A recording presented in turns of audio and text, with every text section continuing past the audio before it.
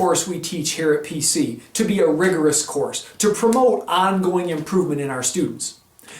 Turns out that rigor is also a unifying concept in all of the training that we offer for our instructors.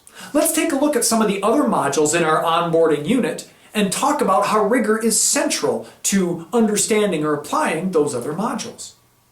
First of all, we have a module on pedagogy, andragogy, and heutagogy. 3 different ways of looking at teaching and 3 different ways that we can think of students as learners. Rigor can be thought of as improving students along that continuum from passive pedagogical learning to active andragogical learning to, holy cow, totally self-motivated, self-directed heutagogical learning.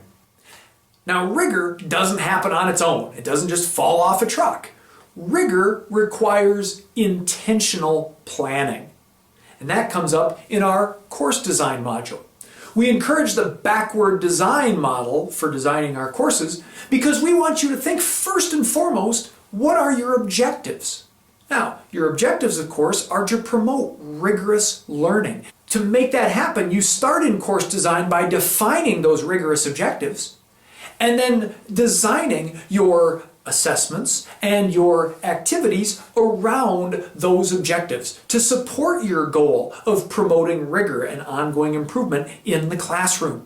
So course design really is about intentionally weaving rigor into everything you're going to ask the students to do. Assessment is part of course design, but it's also a separate module in our onboarding training.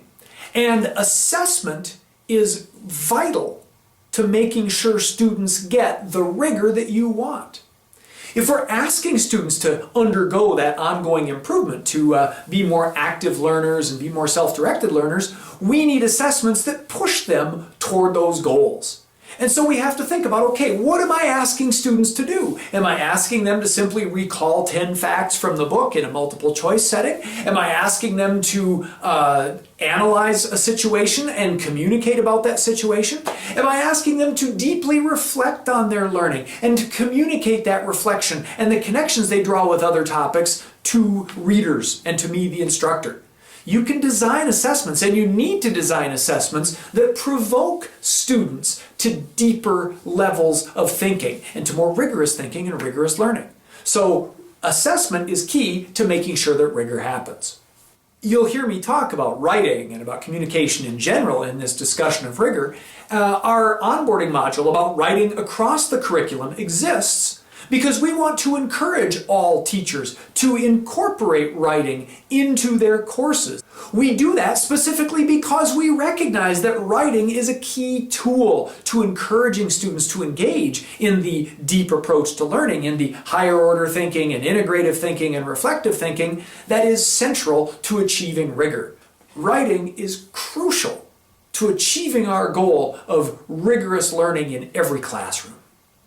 Rigor in the classroom requires challenging our students, getting them to do things that they might not do otherwise. It's easier to get people to do difficult things when they trust you.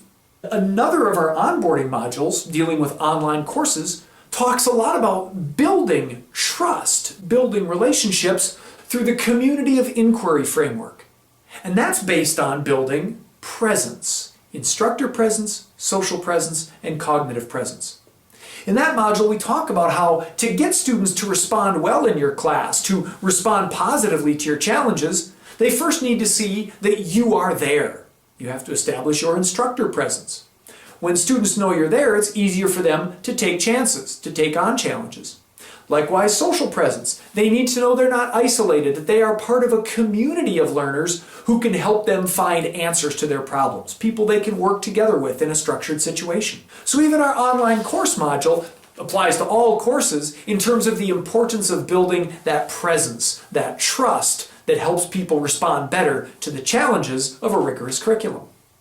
High-impact practices in promoting learning are all about promoting the ongoing improvement, the rigor that we're trying to instill in students.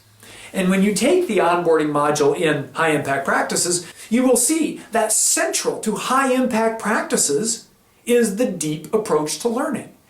Every one of those 11 high-impact practices focuses on pushing higher order thinking, focuses on pushing integrative thinking, and focuses on pushing reflective thinking. That's what high impact practices at heart are all about, instilling rigor, driving students toward that ongoing improvement.